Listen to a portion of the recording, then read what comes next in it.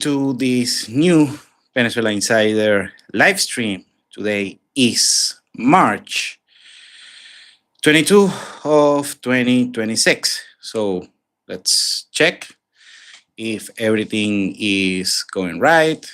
Yeah, some problems here, You know how it is when you have uh, when you are alive, whatever. Mic check right now. Everything is and checking that everything is going smoothly. Just checking everything. Have some comments today? No, not yet. Let's, yeah, okay. We have the audio is correct. So, and okay. Let's start with the news for the week. We have something to cover. We're gonna cover real estate. We are gonna cover also consumer behavior. This is something very interesting. A study that came up. It's gonna come up on these next few days, and that was very interesting. The consumer behavior in the country that allows different opportunities in the country for investment, business, and what have you. Also, we're going to talk about the U.S. sanctions against the Venezuelan government has been easing. Still, some restrictions are made. Also, something big news that we got: the U.S. State Department downgraded the travel restrictions to Venezuela, and those are major news for anyone that's gonna visit the country and whatever. And we're gonna cover more on that a little bit later. And also a little bit of migration, but because it's gonna be important in the future. And we are gonna go and different other news and oil investments that is the topic du jour right now in the country. And also, we are going to cover some interesting news on Margarita Island and how the war on Iran is affecting will affect GDP this year in Venezuela positively. Okay, sadly, I mean, not a big fan of war and whatever. And we got like a mini war here in Venezuela already, and yeah. So let's get to business. Let's make another live check. Yeah, watching here, we are live. We have to move around a couple of things. Okay, let's start with real estate in Venezuela. It's too late for investing in real estate in Venezuela. It's too expensive. And we're going to talk about other investments in the country. That something that is concerned to me, not both on real estate but also investing overall, companies, business, services, whatever, is that it is too late right now for the retail investor in the country. And there are some concerning things that a little bit worried right now, but we're gonna address that. Okay, let's start with real estate. Is real estate too expensive for international retail investors right now? And the answer is gonna be no, but it's not gonna be dirt cheap. Something that I said this many times, but since we have a new audience, probably doesn't know this. The bottom of the Venezuelan real estate market was on 2018, late 2018. You can get very nice, beautiful properties, the best properties in the world. You can get it on dirt cheap prices. I'm talking properties, for instance. This one I remember, very nice, well located, two-bedroom apartment in Lecheria, a particular housing complex that building complex that I really love, next to the canals, whatever, very beautiful. Uh, the hovering price was around, back then, I remember 70 to 80K, something like that. And I heard someone who sold one of those properties on 30K. I mean, that's dirt cheap. I will get it. I mean, I didn't knew back then that you can get that property on 30K, but imagine now it was a fire sale price back then. Now, that particular property could be right now in Lecheria on over 100K, easily over 100K. And I'm seeing, something on that particular neighborhood on 150K. And that's kind of like the market price for that particular property. This is just a random example. Let alone Margarita Island. I remember on 2018, 2019, that Margarita Island, you got properties. I mean, it was dirt cheap back then, buying property in Margarita Island. For 10K, you can get, I mean, nothing luxurious, but you can get like a one bedroom apartment, just, being your pied a terre in Margarita, and very nice properties on 20, 30K. And here's the funny thing. Like I said, the bottom was on 2018. And then on 2019, we got something called the Guaido effect. Remember, Guaido was the self-proclaimed interim president of Venezuela, but without any real control in the country, was basically appointed by Donald Trump on his first term. But that created a lot of bullish sentiment within the country. And also the prices were, rock bottom back then. And that's basically when things got a little bit, more business as usual. Well, anyways, even then, I remember the prices in Lecheria, in the east side of Caracas, whatever, took a little bit of a jump after those dirt cheap prices of 2018. And in Margarita, took a while in order to get those prices. Then we got COVID on 2020. And on 2020, the market chopped. It was a hard year for everyone in the world. In Venezuela, you didn't notice that much because the economy was completely destroyed back then, but still on a slight sign of recovery. And then after COVID, started jumping back again. First, of course, Lecheria, the east side of Caracas, coveted markets. And that particular bullish trend continued in Margarita, I'll say late 2022, early 2023.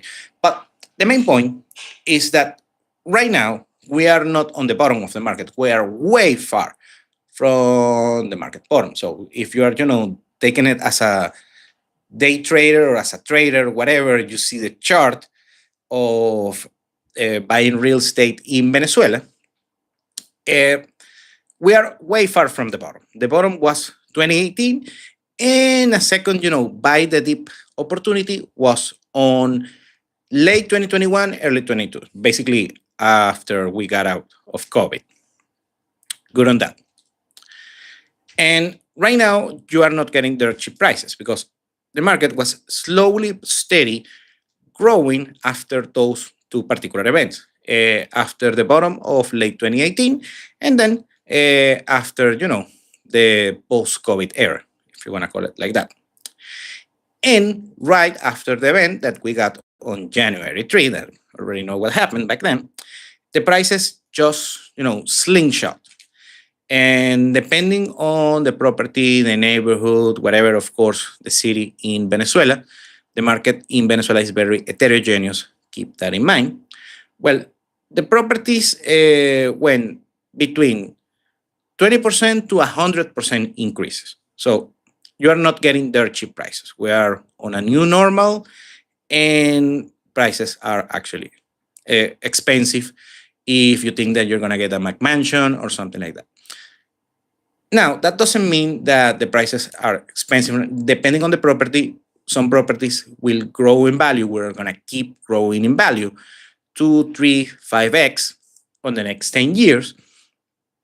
And some properties are going to get stagnated. That's why it's important discerning on each property, each particular region of the country, each particular local market, city, whatever. So this is something that you need to focus and understand if you really want to purchase real estate properties in Venezuela, either for a business or, for trading, for investing, expecting capital appreciation, or you just want, a pied there in the country. Some clients are saying and are changing the mindset between just, speculating with the real estate market and flip to just, okay, I want to own a nice property, close to a beach and whatever. We already discussed, the mindset on why I do not like using beachfront properties as a benchmark in order to invest in real estate in Venezuela. And the reason is that the most important thing is not how close you are to the beach. Now, it's important, but it plays a second field. Is the rule of thumb should be how close the property will be of an economic activity in Venezuela. I said this previously, that the most expensive real estate market in Venezuela is actually on the east side of Caracas. I'm talking $2,000, $3,000, even $4,000 per square meter. And Caracas is not beachfront property. Caracas is within a valley, but is by far the most important city regarding economics in the country, and of course on the political center of the country and whatever. And that's not beachfront property. And so take that into account. Also, Venezuela, the properties, remember that beachfront is valuable, supply and demand, and there are less beachfront properties compared to the, on the middle of nowhere or whatever. And yeah, some image here. And in Venezuela, we have a lot of beachfront. I mean, Venezuela is on the Caribbean coast. Also, Margarita Island is a huge island, so you have a lot of beachfront over there. So maybe you can speculate on the future. But right now, it's going to be, of course, you need to analyze case by case. So that's why, please don't go crazy just thinking about beachfront properties. And the last thing, of course, I like this Warren Buffett, Benjamin Graham, the intelligent investor mindset, value investing. And what I like is just not thinking nominally on the price of a particular property, but I like properties that have value, that are first, you can get a good cash flow, you can rent if you want to rent, you can flip. Also, I like liquid properties, that meaning that regardless of the situation in the country, there is always a market for that particular neighborhood, a particular city, whatever. That's what I focus.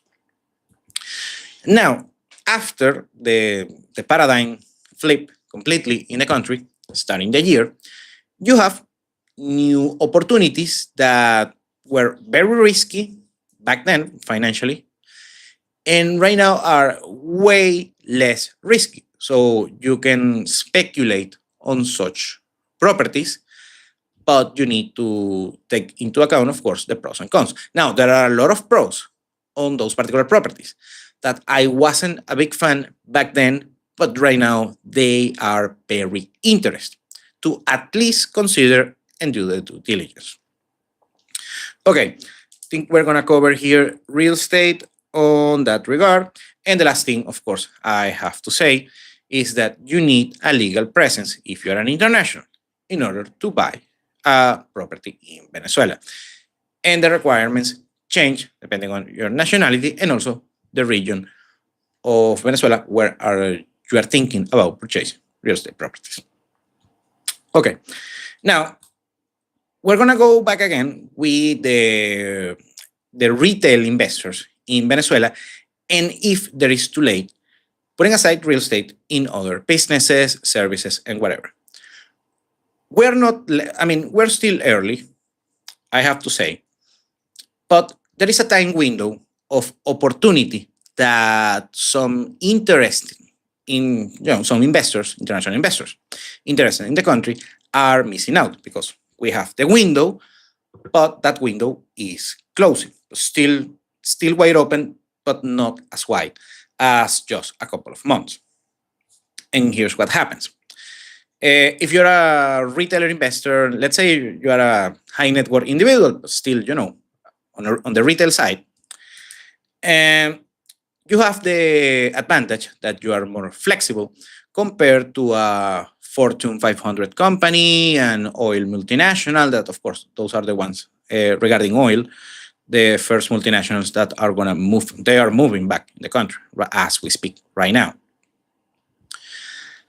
But what I'm seeing is a lot, paralysis by analysis, also a lot of hesitation instead of proactivity. Now, in Venezuela, you are not going to invest like you're going to get a cheap ETF like you do in the United States or whatever. And you're just on your laptop, you're going to buy some, some ETFs or bonds or whatever. And we also have to cover bonds a little bit later. But the main point is that I see the speed is not getting ready because, of course, the first thing that you have to do is the due diligence, and I'm seeing very little due diligence on that regard. I explained that Venezuela is a $500 billion economy with the size of 120 that is going to grow, by the way, 15% just this year, and is going to grow on an average of 12% per year by the end of the decade. So compounding. If you're a financial nerd like myself, it's very juicy. Those are Japan and Germany post-war economic miracles. Those are Chinese levels of growth, on the 2021 century. But how you're going to capitalize that is depending on your skill set and your particular know-how, IT, commerce, services, leisure and hospitality, whatever might be the case. But first, you need a know-how, you need a particular skill set, and of course, getting the financing in order to materialize your particular investment.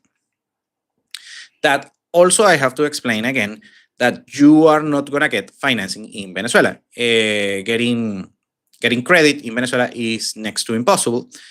The credit levels in Venezuela are 2.8% of GDP. To put it in context, in Latin America, the Latin American average is between 30 to 60%, way below. And in the US, is 160% of GDP. Yeah, you have, guys, about you, a lot of credit availability over there. Now, it's going to improve. I also address the banking sector, but still, if you're an international, just, fresh on the boat in the country, you are not going to get such finance. And let alone, you're not going to get a mortgage in Venezuela. Very good on that. So since the main issue in Venezuela is that we have a lot of frictions in the country, and those frictions are starting to be removed, but yeah, we are just on the start. If you position yourself with such frictions, of the overwhelming majority of such frictions still in place in the country, and you can harness that opportunity, be positioned already in the country when most of these frictions, not all, but most of these frictions will be removed, then you have that arbitrage compared to other competitors, future competitors in your particular industry. So that's why it's very valuable, cents on the dollar, doing right now the due diligence in the country and of course adapted to your particular industry. Like I said, retail, IT, wholesale, logistics, supply chain, because we have a lot of demand on those particular industries. And I talked many times the potential industries that are going to grow in the country. I'm very pleased to know that one of the ones that are poised to grow on the next 5 years is my own industry, professional services. So very happy on that regard. And also real estate is going to grow as well. So that's why, I cannot say it without a smile. Very good. But it's very important, if you are following, if you are monitoring the situation in Venezuela, know those particular caveats in order to take advantage of such opportunities. Good on that. Now, let's go with the sanctions. The US Treasury Department, the OFAC, announced, issued a new general license that is basically easing the sanctions, the current sanctions, to the Venezuelan government. And this is, and not only that, but also the sanctions against Citgo. And this is very important. We are going to address, we're going to address the two things. First, I'm going to explain very quickly how the sanctions work in Venezuela. The sanctions are mostly, there are two kinds of sanctions, basically. You have the first kind goes against Venezuelan individuals within the government, give or take 200 people and their families. I'm talking high rank officials, of course, the former president Nicolas Maduro, and several of the current administration members are sanctioned as well. Basically, they cannot own properties or have bank accounts or do business in the United States.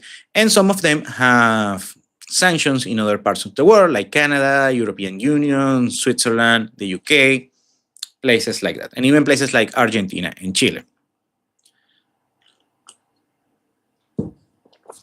The second kind of sanctions against Venezuela overall is against the Venezuelan government and their industries and their companies. Because here's what happens. In Venezuela, of course, we have a bunch of state-owned companies. The main one by far is, of course, PDVSA, the state-owned oil company. So basically, in order to, if a company, but I'm talking big companies, not retailers, that want to do business with PDVSA, if they do so, they are going to be sanctioned themselves. That's why you need a particular license issued by the U.S. Treasury Department in order to, do business with PDVSA. The most notorious case is Chevron, the U.S. oil multinational. They have been getting, after the sanctions scheme started, they have been getting different licenses in order to do business in the country. And right now, Chevron is by far the largest multinational with presence in Venezuela. Not only oil multinational, but on every industry. And a handful of other companies like Repsol from Spain, Maurel & Prom from France, Eni from Italy, and recently Royal Dutch Shell and British Petroleum, or BP. But still, other companies are doing the due diligence and getting, the red tape in order to get their licenses by themselves. And gradually, the U.S. Treasury Department, since the beginning of the year, have been issuing sanction waivers to the Venezuelan government, still are very in place. And the current interim president, Delcy Rodriguez, actually was complaining this week on that regard. Now, why the US does this? Because the sanctions, I'm going to give you the technical term, the textbook. The sanctions are put in place in order to change a behavior against a particular government or a particular individual. And we're not going to discuss if it's good, bad, right, or wrong, just what it is. And since the beginning of the year, the Venezuelan interim government, Delcy Rodriguez, they are they have changed somehow their behavior towards the United States for U.S. interests. And I'm not going to discuss if that's good, it is bad, it's wrong, whatever. I'm just discussing what it is, what we have right now. I mean, I'm not a philosopher or anything like that. I'm not a geopolitical analyst, but I'm better than 90% of the quote unquote geopolitical analysts. At least my track record is better than them. But yeah, that's for another day. The main point is that since the Venezuelan government, the interim government, is cooperating with the interests of the United States, therefore the sanctions are poised gradually to be ease and ease and ease. That's the process that we are right now, and most likely they will be completely removed by next year, something like that. So that allows big multinationals to invest in the country, mostly on oil, but also we got mining, natural gas, you name it, and also electrical infrastructure. And that money, of course, that creates a trade surplus, that money trickles down to the non-oil economy, and then is when we got a virtuous cycle. This is something that this has a lot of presence in Venezuela. That's how usually the economy works. The oil, the oil exports, 80% of oil exports in Venezuela are 80% of the exports are oil and their derivatives, natural gas, mining products, whatever, mostly commodities. And then that trickles down to the rest of the economy, the commercial sector, leisure and hospitality, wholesale goods, you name it. And that creates a virtuous cycle for the Venezuelan economy. And that's how it went throughout the whole 20th century and actually even the first decade of the 21st century. And then, a lot of political issues, by Hugo Chavez and then Maduro, and that created a lot of political instability with the US and the sanctions and whatever, and that basically wrecked the Venezuelan GDP 80%. And that's why we got on this draconian situation, a lot of migration and whatever. But since we are going back to the historical status quo of Venezuelan economy, that particular gap between half a trillion US dollars of GDP and right now the current size of 120, that is a 5-1 play that we're going to have in Venezuela on the rest of the decade. And that's up to you if you want to take that particular opportunity. Now, going back with the sanctions, also very important is that the US Treasury issue another waiver, this time for Citgo.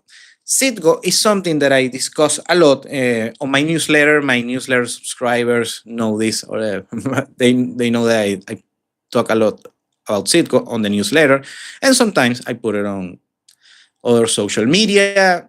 I don't discuss it that much here on YouTube, but yeah, let's do it very quickly. Citgo is a company, a company that owns refineries and a bunch of 7-Elevens, by the way, and a lot of gas stations in the US. The company is on the Gulf of America. I mean, it's in Texas, Louisiana, whatever. That particular company was bought by the Venezuelan government on the 80s, way before the issues that we have right now. And even since it was technically, you needed a waiver back then in order to control a U.S. energy company. If an international government or international company is going to control a U.S. energy company, they needed a waiver from the U.S. Congress back then on the 80s.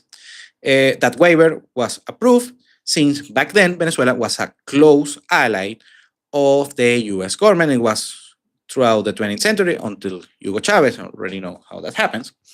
But anyways, the company, since is owned by the Venezuelan government, however, the Venezuelan government stopped with Maduro, stopped being recognized by the United States during the Trump's first administration between 2017 and 2019 was they cut the cord. And then that policy cannot kept alive during the Biden administration and right now is on steroids with the Trump 2.0 administration. And we know how that ended. Very good. So what happened with Citgo that was seized from the Venezuelan government, Maduro's government, and then back again, we talk about the Juan Guaido interim government approved by the US, backed by the US, first by the Trump administration, and then by the Biden administration. And the Guaido administration controlled it. And by the way, some appointee that's still in charge still controls Citgo, that have no relationship with the both Maduro's government and right now the interim government with Delcy Rodriguez. The point of Citgo is very strategic for Venezuela's economy because that particular Citgo owns several refineries, as I said previously, and they purchase the Venezuelan oil. Remember, the Venezuelan oil is heavy crude oil, needs special refineries. So basically, the Venezuelan government, regardless on who's in charge, has the opportunity to basically sell your own oil to the United States using Citgo, refinery, and then selling the end product to the US economy. And most of that money comes back to the Venezuelan economy. So Citgo, one important thing of retaking Citgo for the Venezuelan economy is because that money, not only the oil production in the country of the heavy crude oil, but also the earnings of Citgo trickle down to the Venezuelan economy as well. And also you have a secure client that is quote unquote the US Venezuelan company Citgo. And this is why it's very important. The problem with Citgo is that on this legal limbo, recognizing they don't recognize Maduro, they recognize Guaido, and then other people got in charge. Guaido is not on the picture right now.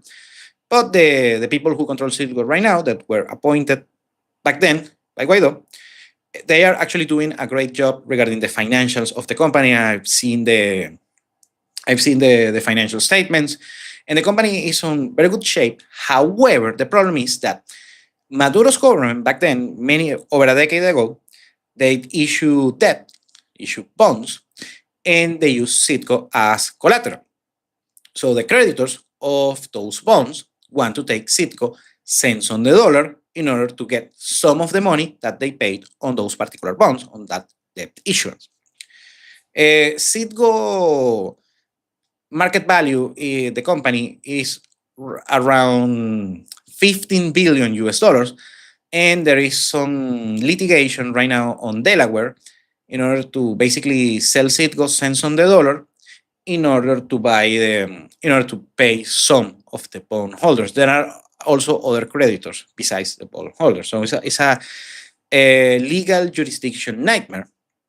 But the main point, this is something that happened this week, is that the U.S. Treasury Department froze basically the fire sale of Citgo in order to be kept by a future Venezuelan government. And even today's Venezuelan government, the interim government of Delcy Rodriguez, already appointed someone in charge. However, they are completely different than the people that are running the company right now. So it's a tricky situation to understand very quickly. And to have some comments here. David, thank you for your comment. The main point is that Citgo will be very important on this new virtuous cycle for the Venezuelan economy, the Venezuelan GDP growth. And this is very important. This is something that the Trump administration knows very well and is very well known on the US Treasury Department by Scott Bessent and whatever. So those are excellent news that Citgo won't go to the hands of the creditors, but will be kept by a Venezuelan government, regardless if it's the current government of Delcy Rodriguez, a future government by other people or the ad hoc authorities that are controlling indeed Citgo right now operation. Good on that. So those are excellent news. Take this. Take this. That's the main point of this particular discussion.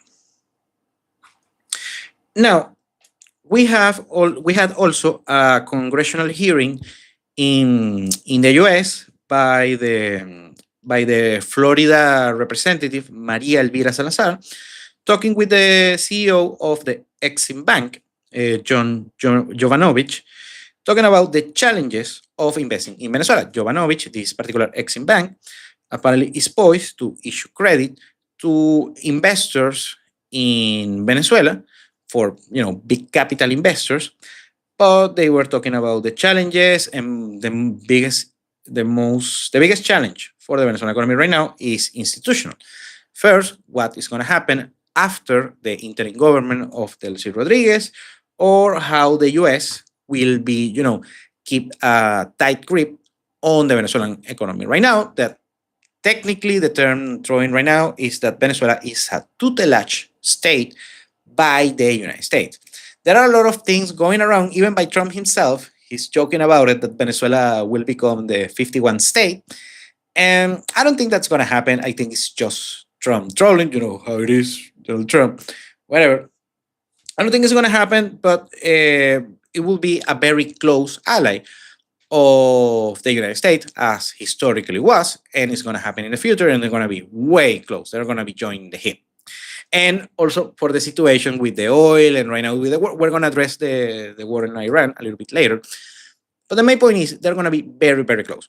And this is something that happened historically. For instance, on World War II, the biggest enemies of the United States were Germany, Italy, and Japan. And after World War II, the US intervened, they put military bases and whatever, but mostly, basically, they put in track political institutional reforms on those countries. And then we got economic miracles on those three countries.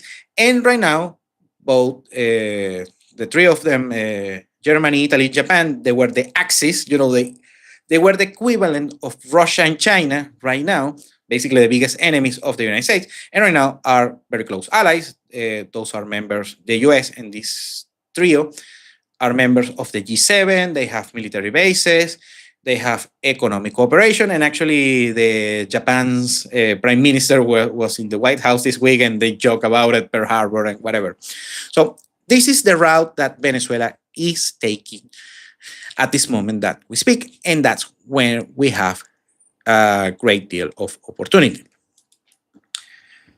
Anyways, now let's go another major news that we got this week, especially if you're watching this and you plan to travel to Venezuela. The US State Department downgraded its travel advisory for Venezuela from level 4. Level 4 is like North Korea, Iraq, a shithole, I'm sorry, in the world, something like that, to level 3. Level 3 is, to put it in context, El Salvador until last year had level 3. And El Salvador is the safest country in Latin America regarding, homicide rate and whatever. And right now, El Salvador is actually on level 2. To put it in context, so Venezuela is basically, right now, it's like El Salvador when Bukele was starting, his administration over there, and we know the results. So, and also, but this is the most important thing regarding safety for US citizens, is that we got an embassy after 7 years. Just recently, we talked about it, the current head of mission in Venezuela, Laura Dogu. The embassy is operational right now with a heavy US presence, both from the State Department, but also military presence. We have the Marines and whatever, and we got actually a beautiful picture of Laura Dogu and the Marines, raising the flag to the United States. So, that's a very symbolic gesture that we got, from the U.S. president in the United States. Meanwhile, the new axis, let's call it Russia, China, Iran, whatever, Cuba, they are removing their personnel. They still have presence, not only diplomatically, but also business-wise. These countries have businesses in the country, except for Cuba. I'm not going to address the issue with Cuba. You can go check on Twitter. Basically, half of Twitter is Cuba and Iran right now. Anyways, and then since right now you have a diplomatic presence, if you're a US citizen, those are great news because you're going to be way safer in Venezuela compared to just last year. Okay. Now, I'm going to address here, this is something that I wanted to share. For me, this is the highlight of the week. I mean, for me that, I love this economic analysis. We got a particular study of the consumer behavior of Venezuelans for 2026 and the near future. This analysis was made by my favorite Venezuelan economist, Asdrúbal Oliveros. And what Asdrúbal had, he got very good findings regarding the consumer behavior right now that has mutated a lot throughout all of this crisis of the past decade and a half or something. And actually, he's gonna give a IRL presentation in Caracas. So if you're in Caracas, please check that out. I think it's gonna be awesome. And basically, is focused in the psychology of the Venezuelans as consumers right now compared to previous years and how it is expected to be in the future. The first thing is that this analysis divides Venezuela in different income brackets. The Venezuelan people overall. We also discussed that Venezuela is very unequal regarding the income. The Gini coefficient in Venezuela, according to some findings, could be the second or third most unequal nation in the world regarding income, of course, just after South Africa, to put it in context. And also regarding buying, essential goods and services and staples and whatever, the lower brackets of the Venezuelan society are the fastest that they purchase their or everyday goods and services. Therefore, because they don't do like a big shopping spree, they just buy what they need, just basic essential goods and staples for every day. So they are, they go around, look a lot, price in order to get the best prices, of course. But without, and this is one of the findings, is that even on the lower brackets of the Venezuelan consumer society, they still prioritize some sort of quality and brand loyalty. And this is the next finding.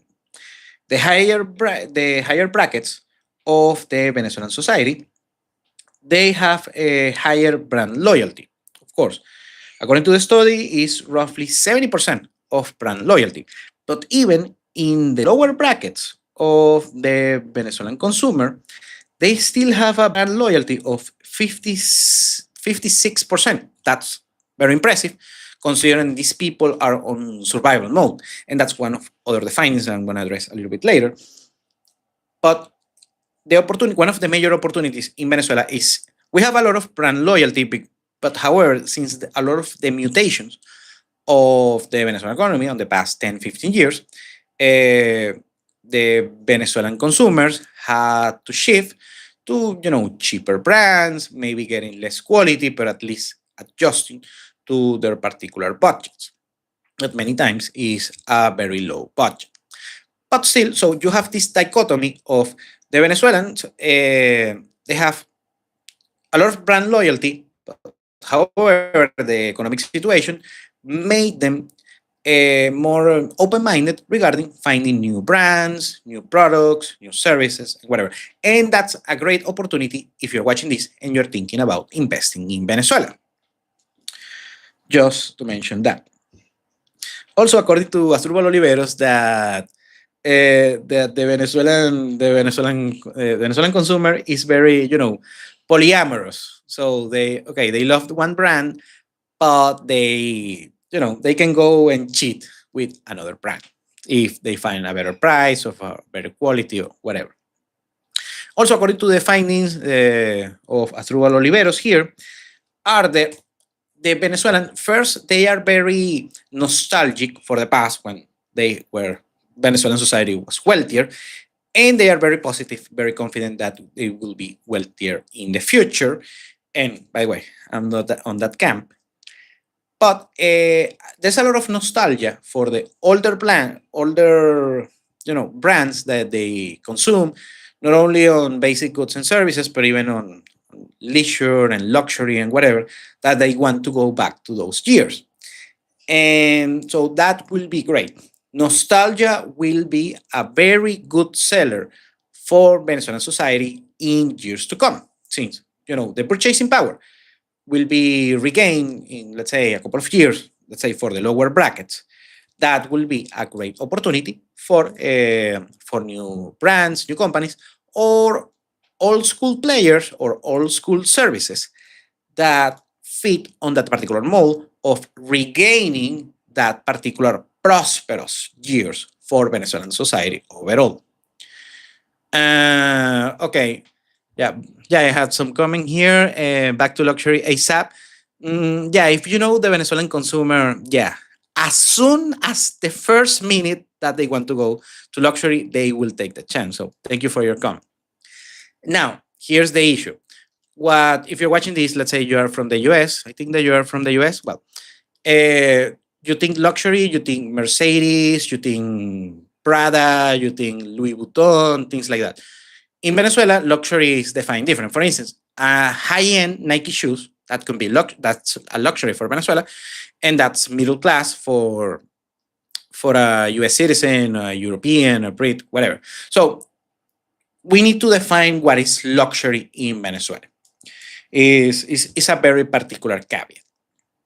At some moment, eating 3 meals a day, that was a luxury for Venezuelans overall, sadly. Okay. Also, regarding right now on the current situation, according to Asdrúbal Oliveros, the Venezuelans overall are very price sensitive still, especially on the lower income brackets. So that's something that you have to take into account. But they are willing to explore new brands that provide more quality, because this is important. The Venezuelans, even on the lower brackets, they are, on one hand, price sensitive, but still they demand some sort of quality, some sort of good service. And actually, when I was listening to Asdrúbal Oliveros, he mentioned a particular case when he was doing this particular study, that he talked with an elder lady that she's on the lower bracket, so she's, let's say, she is not wealthy at all. And she says that, okay, I'm poor.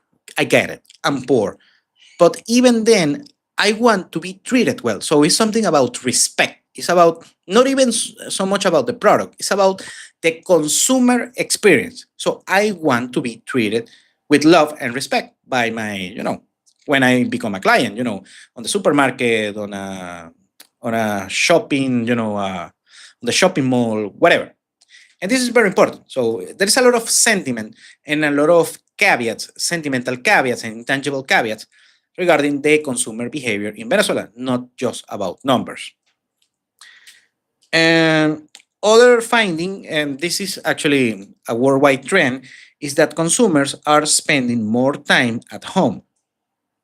First, we got, of course, the change of mindset after COVID. That in Venezuela didn't change that much, but created new opportunities, on e-commerce and whatever.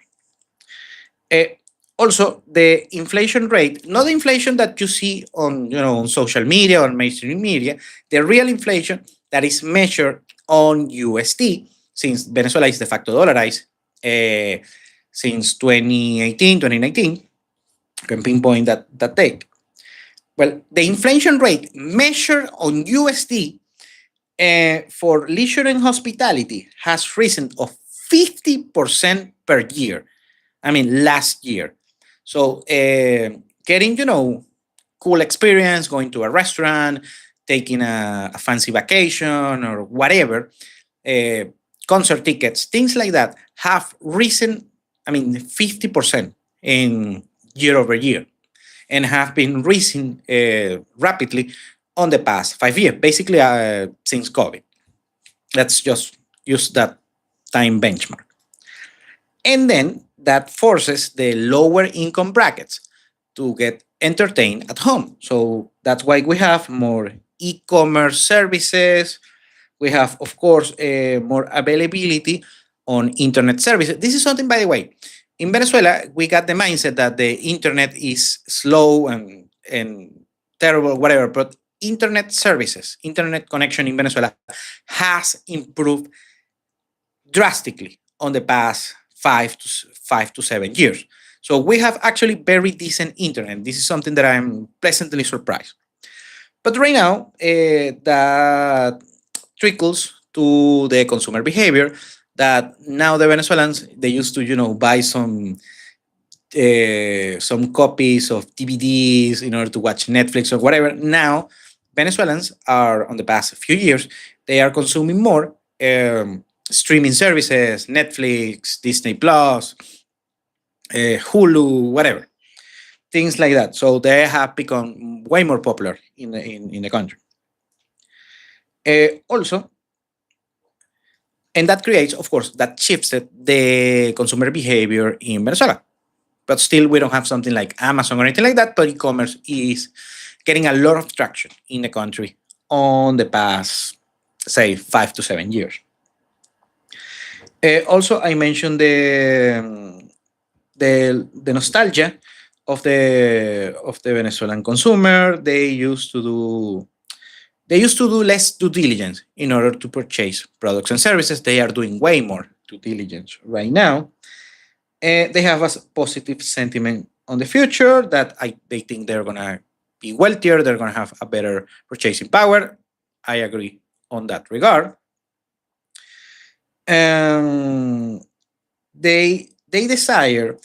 They have a particular desire of the Venezuelan consumer, Venezuelan society overall, that they want to go back to the good old days, and I include myself on this regard.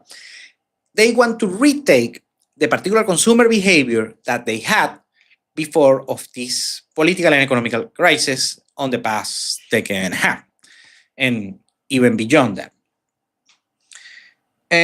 Also very important, the study talks about different generational. So we have generational consumer behaviors.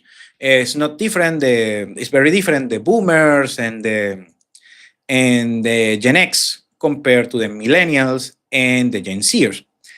The marketing, the consumer experience in Venezuela still lagging on that regard because most companies were on survival mode on the past 15 years.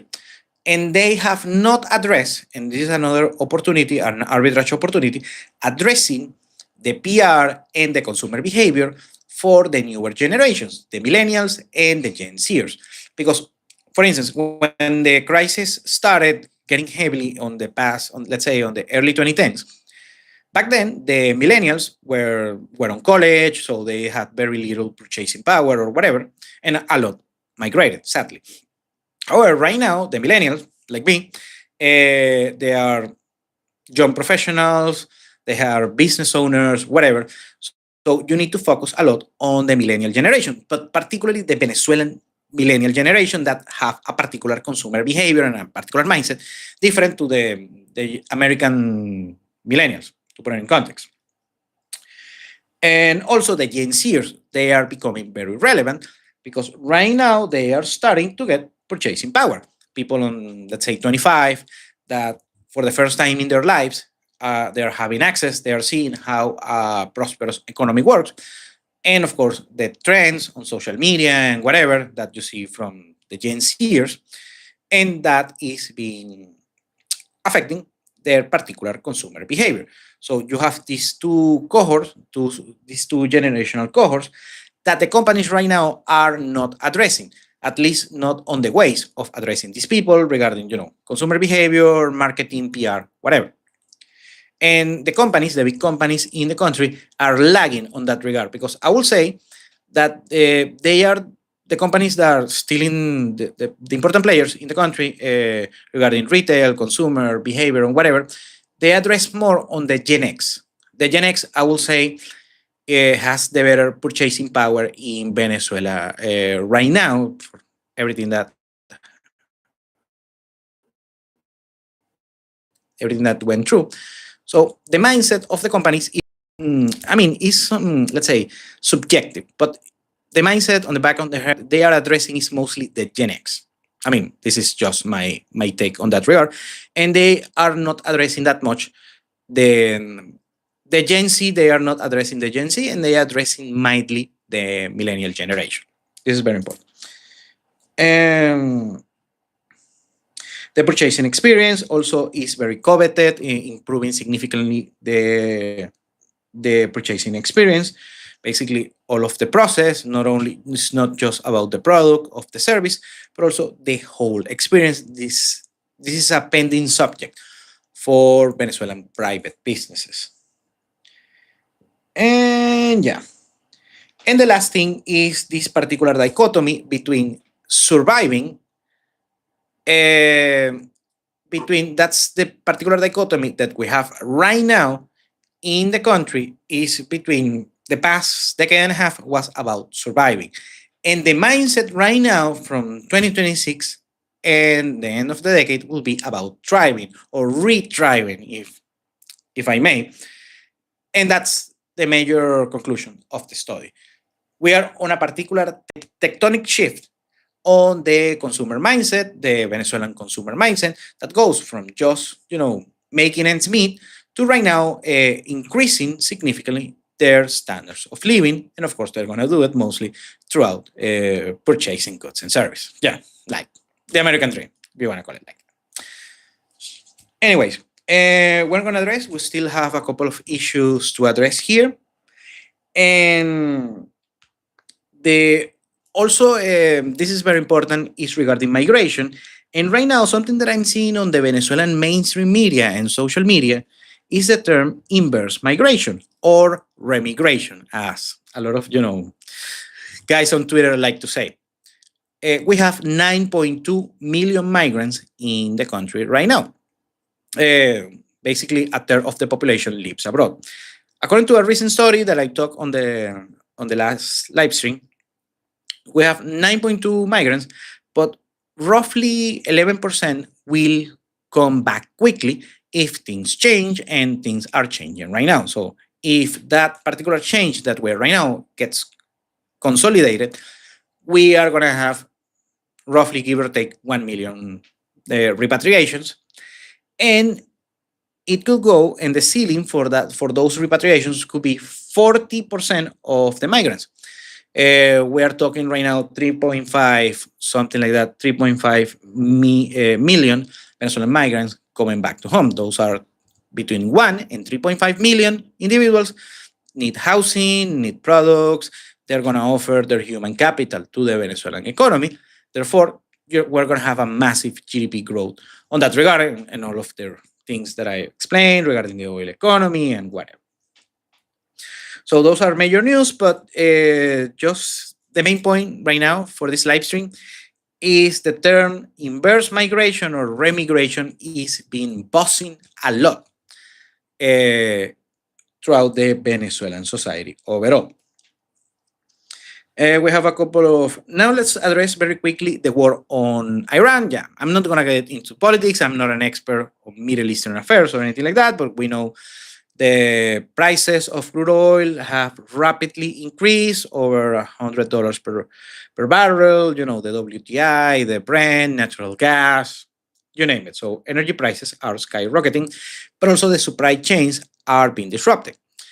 The US, apparently, and the Americas overall, they are covered on that regard. The prices are high, but the supply is steady. Meanwhile, for Europe and Asia, the supplies have been completely decimated thanks to the thing with the Iran and the Strait of Hormuz and whatever. The main point for Venezuela is that a conflict in the Middle East historically has been massively bullish for the Venezuelan economy.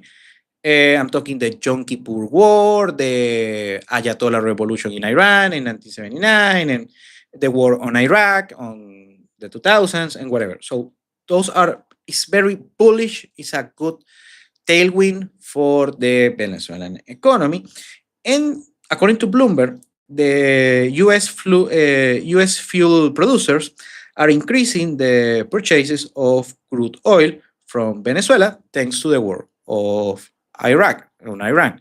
So those are, I mean, I'm not happy, I like to celebrate war or anything like that, but is those are great news for the Venezuelan economy. So I mean, I'm not saying it's good or bad or right or wrong or whatever, but it is what it is. Also, the opposition leader, Maria Corina Machado, she announced that she will visiting this week. She will participate on CERAWeek. CERAWeek is the biggest oil industry summit that is in Houston, Texas. So that's also bullish for the Venezuelan economy. Maybe we're going to address that a little bit later. Maybe next week if something important comes from that. And lastly, the Italian cruise company MSC included Margarita Island on their destinations for the future. So we're going to have international cruise lines circling in Margarita Island. That is very bullish for the Margaritas real estate market. So, yeah, again. So I think that will be all for today. Let's see if we have any particular question. Yeah, I have problems seeing here the messages. So please, if you wanna make a question, you have to make it right now in order to see it and maybe address that. Let's circle to a particular comment saying that if Venezuelans are gonna go to the luxury as ASAP. Yes, they're gonna go ASAP. I know the Venezuelan consumer behavior, and yeah, they are big spenders when they have the opportunity. Venezuelans have a particular mindset of work hard, play hard. They play very hard. They like to have the best house as they can, the best clothing as they can, the best cell phone, if they can get an iPhone, even better, the nicest shoes, whatever, even when they are broke. Now, the difference is that Venezuelans do not have access to credit virtually. So what these people do, many Venezuelans do, is that they work super mega very hard. Let's say a cab driver. They drive like 16 hours a day just to buy the shoes that they want, or the let's say a bag, a purse for the wife or whatever. I've seen real cases of that regard. So, well, that will be all for today. Thank you again for your attention, and we will see each other on the next week. Thank you again. Bye bye. Have a nice Sunday.